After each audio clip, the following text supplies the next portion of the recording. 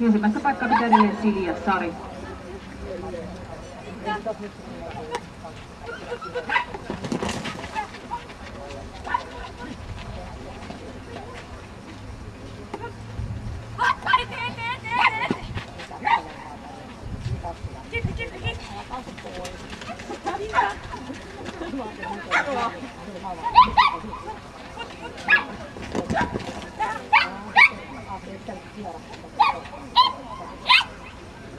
Ai, siinä tuli tämmöinen askel rikko tuossa ennen. Yllättelyä näin ollen sitten pari kieltovirheen kautta muuten oikein mukavan rataa ja annetaanpas taputusta.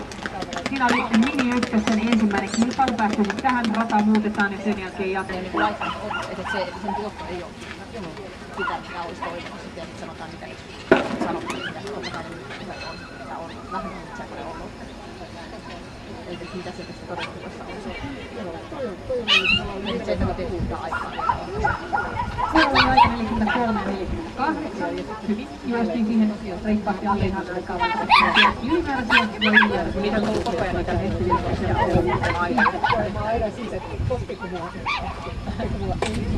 Nämä on just nämä kaikki.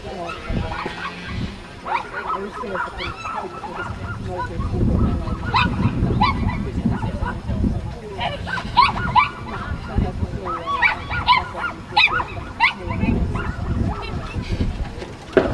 Siinä nyt parin kertaa yritettiin sitä rengasta, mutta ihan oikein kohdassa sattunut ja sitä työtä myötä sitten peräsylti suoritettiin.